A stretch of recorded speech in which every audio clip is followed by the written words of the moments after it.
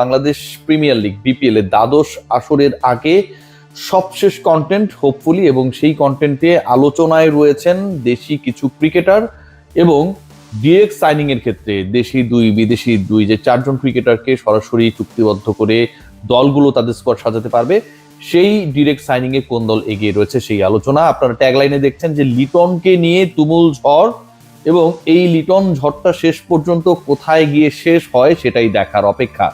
আপনারা সবাই জানেন যে ফ্র্যাঞ্চাইজিগুলো 6টা ফ্র্যাঞ্চাইজি খেলছে এবারের বিপিএল এ, এবং 6টা দলই কিন্তু 12 জন লোকাল ক্রিকেটারকে তাদের ডেরায় ফিরিয়েছে, মানে দুটা দুটা করে 12 জন। কিন্তু এ ক্যাটাগরি থেকে, যেটা বাংলাদেশের বা দেশীয় ক্রিকেটারদের টপ ক্যাটাগরি, সেই ক্যাটাগরি থেকে দুজন ক্রিকেটার এখন পর্যন্ত পিকড হয় নাই বাই দ্য ফ্র্যাঞ্চাইজ, এবং সেই দুজন ক্রিকেটারের একজন হচ্ছেন লিটন কুমার দাস, যাকে নিয়ে এই আলোচনা আমি বলছি, এবং অপর এক ক্রিকেটার রয়েছেন, তিনি হচ্ছেন নাইম শেখ। দুজনের এক্সপেরিয়েন্সটা ডিফারেন্ট। নাইম শেখকে ক্যাটাগরি এ থেকে 50 লাখ টাকার ক্যাটাগরি, যেটা যদি কোনো দল আগ্রহী হতো নিয়ে নিত, তাহলে এটা নিয়ে আসলে নাইম শেখের থাকে না যে দেনা পাওনা বা লেনদেন নিয়ে কোনো ঝামেলা হচ্ছে, তিনি যেতে চাচ্ছেন না কিন্তু জোর করে নিয়ে নিচ্ছে, এরকম কোনো সমস্যা ছিল না। তারপরেও নাইম শেখকে কেউ নেয়নি। 50 লাখে নাইম শেখকে কিনতে কোনো দল আগ্রহী হয় নাই। লিটনের ক্ষেত্রটা একদমই ডিফারেন্ট। টি-20 ফরম্যাটের ক্যাপ্টেন, পারফর্মার, প্রত্যেকটা বিপিএল এই লিটন কুমার দাস পারফর্ম করেছেন বিভিন্ন সময়ে। এই মুহূর্তে আন্তর্জাতিক ক্রিকেট যদি আমরা কম্পেয়ার করি, সেখানটায় তিনি গুরুত্বপূর্ণ রোল প্লে করছেন। গতকালকের ম্যাচে অসাধারণ ক্রিকেট খেলেছেন। উইকেট কিপিং অপশন হিসেবে যে কোনো দলের জন্য একটা নির্ভরতা, ক্যাপ্টেন্সির বোনাসটা তো রয়েছেই। সেই লিটন কুমার দাস 6টা দল এবারের বিপিএল এ খেলছে, সেই 6 দলের কোনোটা দ্বারা পিকড হয় নাই। কেন? লিটনকে 50 লক্ষ টাকা দেওয়ার সামর্থ্য কারণেই, নাকি অন্য কোনো কারণ? যতটুকু আমি জানি যে Liton Kumar Das he was asking around 1 crore plus, 1 কোটি প্লাস তিনি চাইছিলেন যদি তাকে কোনো দল ডিরেক্ট সাইন করাতে চায়। লিটন যে এই 1 কোটি প্লাস নিজের মূল্যটা বাড়িয়ে চাইলেন, কারণ এইটা নিয়ে অনেকে আলোচনা করতে পারে, ভাই লিটনের কোয়ালিটির ক্রিকেটারকে আপনি 1 কোটি দিয়ে নেবেন, এবং সেই সামর্থ্য যদি আপনি না থাকে তাহলে আপনি বিপিএল খেলতে আসাটাই উচিত হয়নি। সো লিটনের চাওয়া নিয়ে আমার কোনো ধরনের আপত্তি নেই। কেন? দ্বিতীয় পয়েন্ট যেটা, 50 লাখ তো তার বেস প্রাইস, এখান থেকে নিলামে ডাকা হবে। এর আগে যেমন যার মূল্য যেটা, সেই মূল্যেই ওই ক্রিকেটারকে কিনতে হবে, এর বেশি কাউকে দেওয়া সম্ভব না without or unless direct signing. কিন্তু লিটনের ক্ষেত্রে বা অন্য ক্যাটাগরিতে যে ক্রিকেটাররা রয়েছে, এবার যেহেতু প্লেয়ার্স ড্রাফট না, নিলাম, অকশন, এবং এই নিলামে ধরেন 3টা-4টা ফ্র্যাঞ্চাইজি লিটন কুমার দাসকে দলভুক্ত করতে চাইলো, তখন হুট করে, মানে যেহেতু ক্যাটাগরি 1, ওটা বেড়ে হবে 55, 5 লাখ করে বাড়বে, প্রত্যেকটা বিডে 5 লাখ করে বাড়বে, এবং এটা 2 কোটিতেও চলে যেতে পারে, কথার কথা বলছি। যদিও প্রত্যেকটা দল লোকাল প্লেয়ার্সের জন্য 4 কোটি 50 লাখের বেশি খরচ করতে পারবে না। আমি যেটা বলছিলাম যে লিটন কুমার দাস যেহেতু এখানে নিলামে উঠেছেন, 50 লাখ টাকার প্রাইস মানে 50 লাখ টাকায় তাকে কিনতে হবে বা তিনি বিক্রি হবেন, ব্যাপারটা এমনটা না। তার প্রাইস বাড়ার সুযোগটা রয়েছে, তাই লিটন কুমার দাস ডিরেক্ট সাইনিং এ কোনো দলের সাথে যান নাই। আজকে সবচেয়ে বড় ঝড়টা আমার কাছে মনে হয় লিটন কুমার দাসকে কেন্দ্র করে বিভিন্ন ফ্র্যাঞ্চাইজিগুলোর মধ্যে হবে। Wicket keeping option, inform cricketer, national টিমের ক্যাপ্টেন, এবং সবচেয়ে বড় ব্যাপার যেটা, লিটন মানে আপনি একসাথে 3-4টা অপশন পেয়ে যাচ্ছেন। সো লিটনের প্রাইসটা শেষ পর্যন্ত কোথায় যায় সেটা দেখার, এবং একইভাবে ক্যাটাগরি এর অবশিষ্ট ক্রিকেটার নাইম শেখকে কেউ কেনে কিনা সেটাও দেখার। ইন্টারেস্টিং পার্ট যেটা, ক্যাটাগরি বি, এই ক্যাটাগরি থেকে কারা হট কেক, তার আগে কারা ফ্লপ কেক, সেই আলোচনাটা আমি করতে চাই। দেখুন, ক্যাটাগরি বি মানে 35 লক্ষ টাকার যে ক্যাটাগরিটা রয়েছে, এখানকার সবচেয়ে ডেঞ্জার জোনে থাকা ক্রিকেটার হচ্ছে জাকির আলী অনিক। ক্যাটাগরি বিতে রাখা হয়েছে।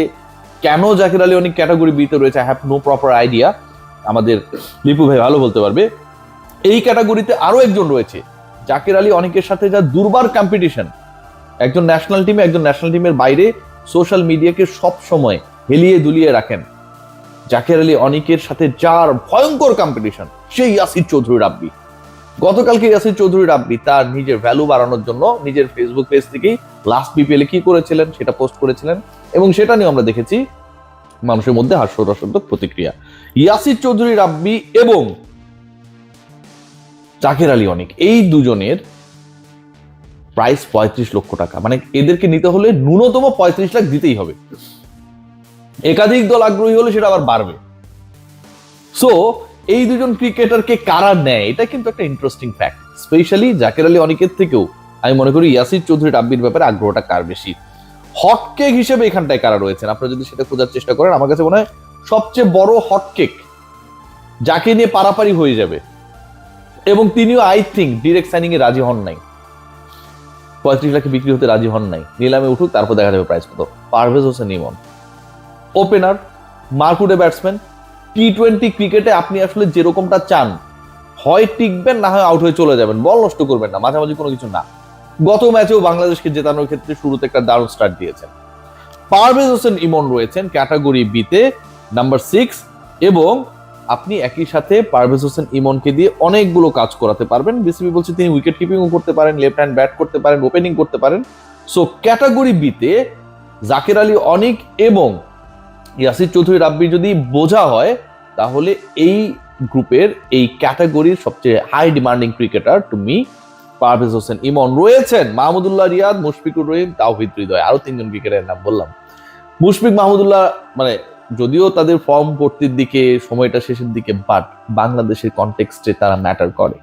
মুশফিক মাহমুদুল্লাহ কোন দলে যায়, কারা নেয়, এটা কিন্তু দেখার ইটস ভেরি মাচ ইম্পর্টেন্ট।